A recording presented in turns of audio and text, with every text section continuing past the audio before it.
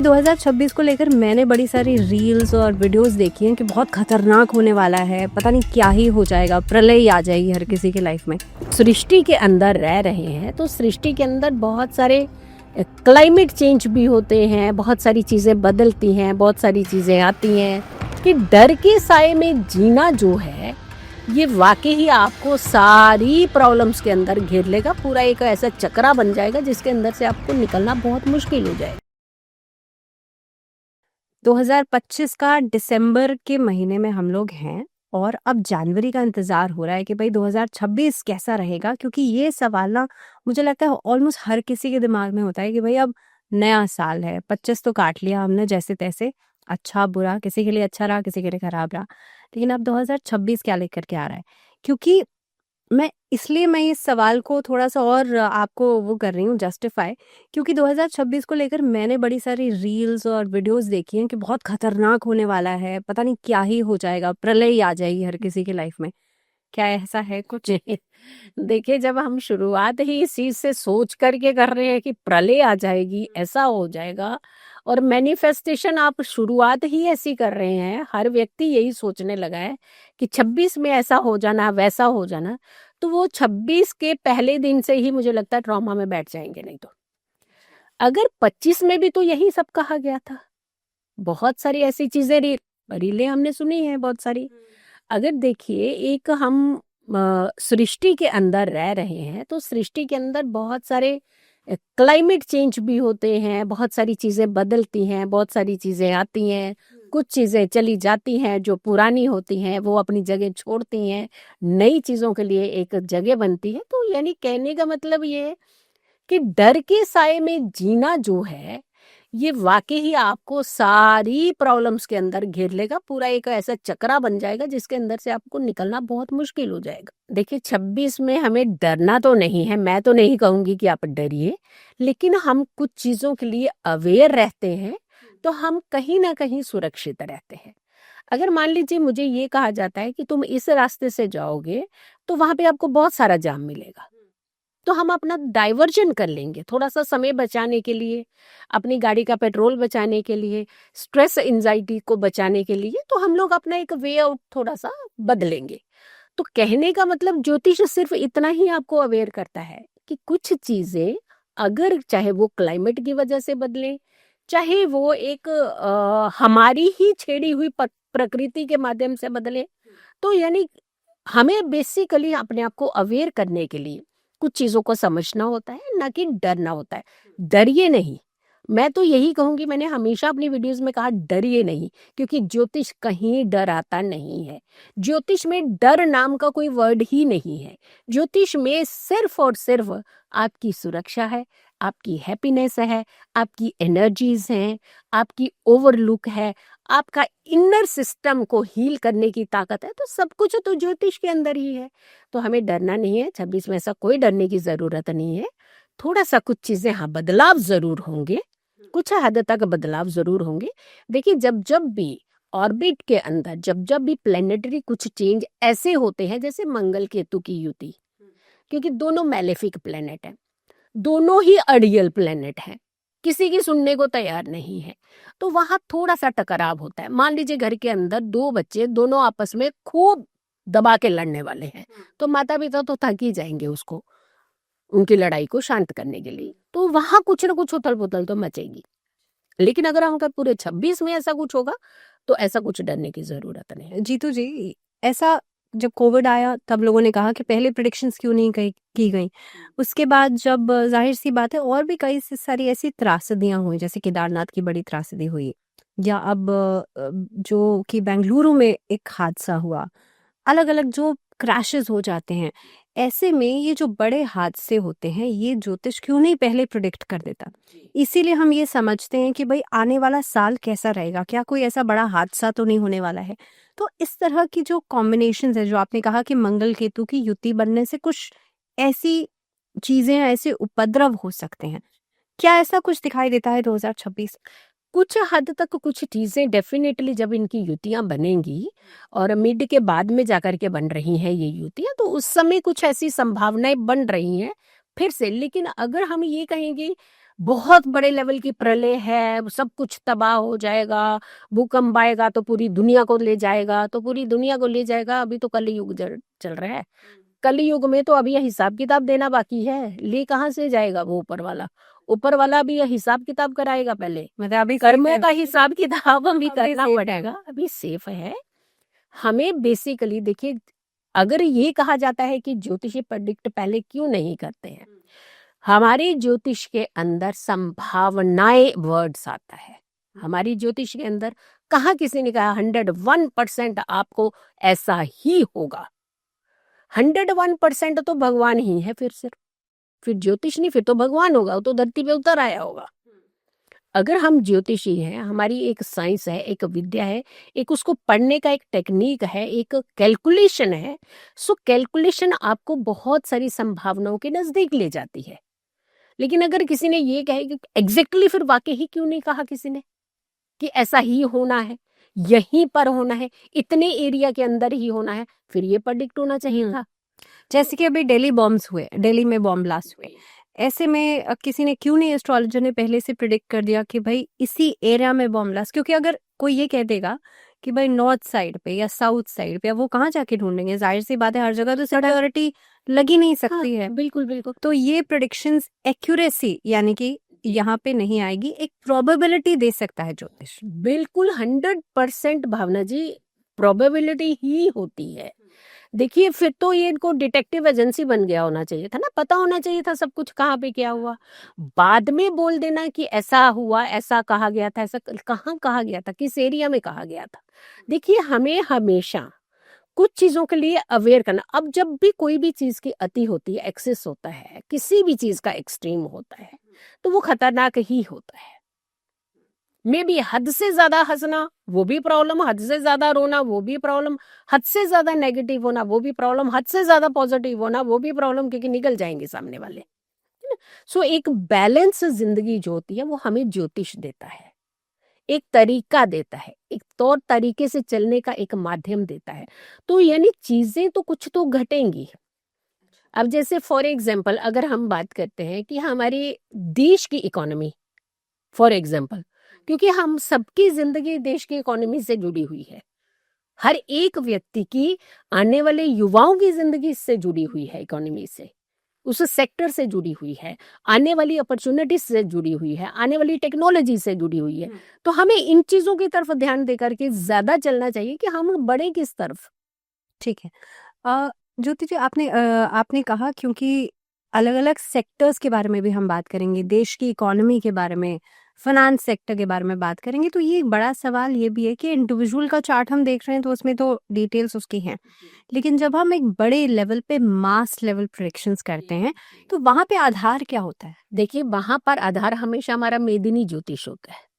मेदिनी ज्योतिष ही हमें पूरे ऑर्बिट के ट्रांजिट जो होते हैं उसका प्रभाव पूरी जीवन के ऊपर, पूरी सृष्टि के ऊपर जो पड़ता है। इंडिविजुअल आपकी आपकी खुद की राशि हो गई, आपका खुद का लग्न हो गया।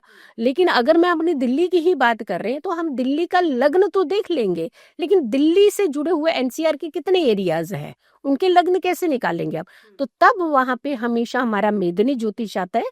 मेदिनी ज्योतिष से ही प्रेडिक्शन होती है कि जब जब ग्रह करवट लेते हैं, जब जब ग्रहों की कॉम्बिनेशन, युतियां, चाहे वो डिग्री वाइज हो, चाहे उसके अस्त होने से हो, चाहे पाप कर्तरी से हो, जब जब ऐसे कॉम्बिनेशंस बनते हैं तो पर्टिकुलर कुछ एरियाज के अंदर वो प्रभाव होता है।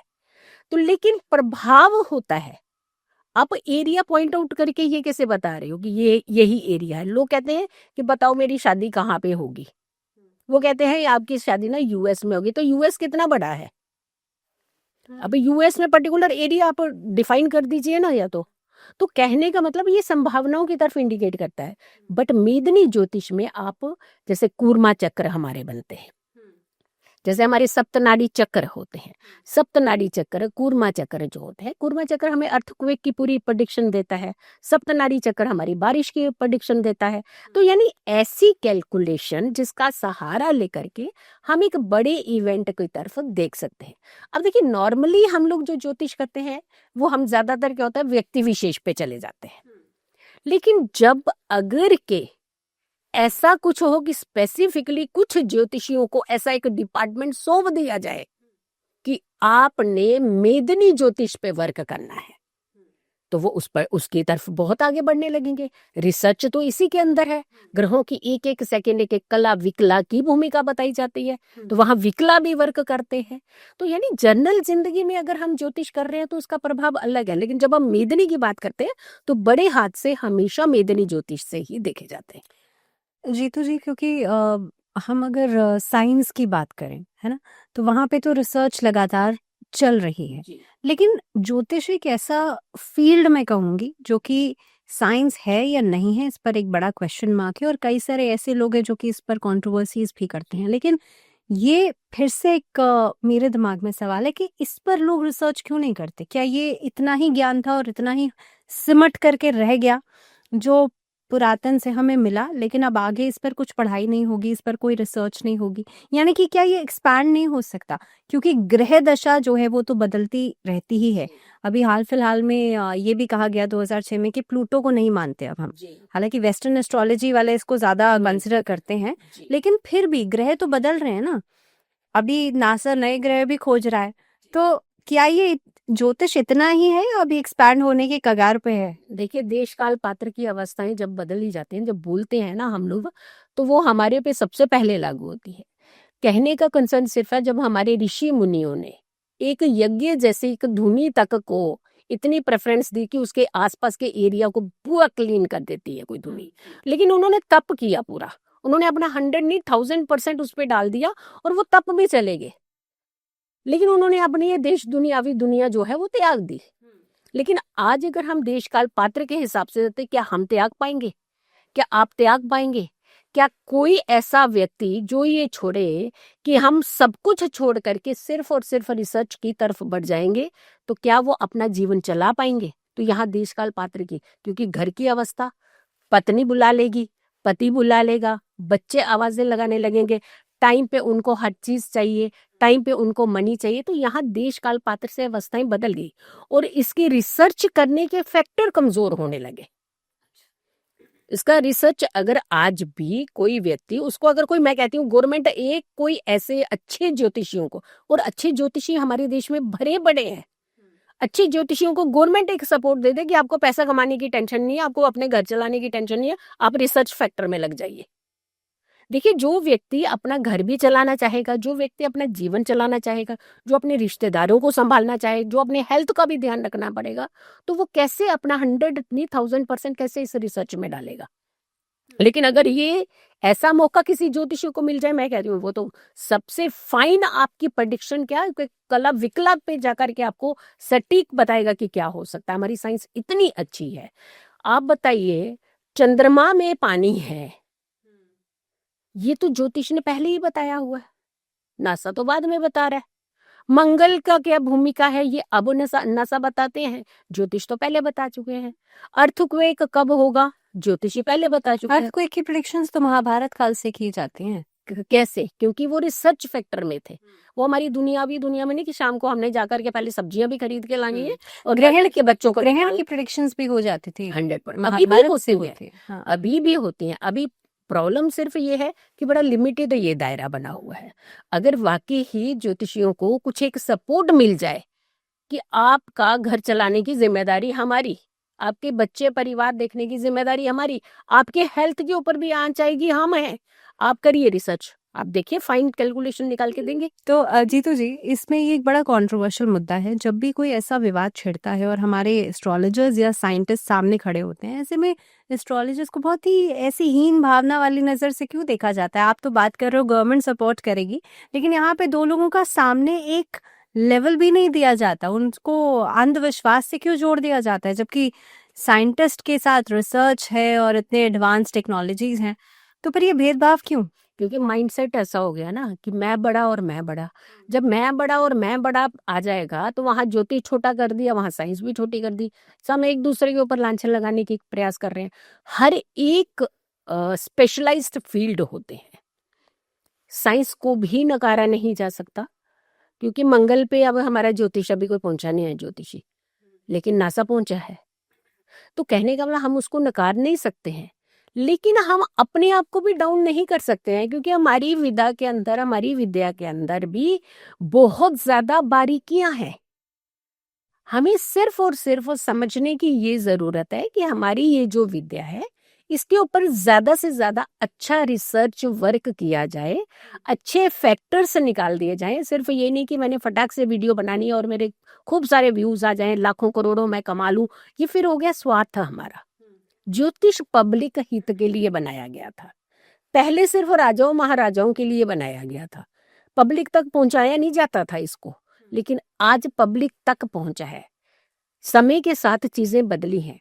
पहले आचार्य सिर्फ राजा रखते थे, एक आम जनता का आचार्य तक पहुंचने का कोई सिलसिला नहीं था।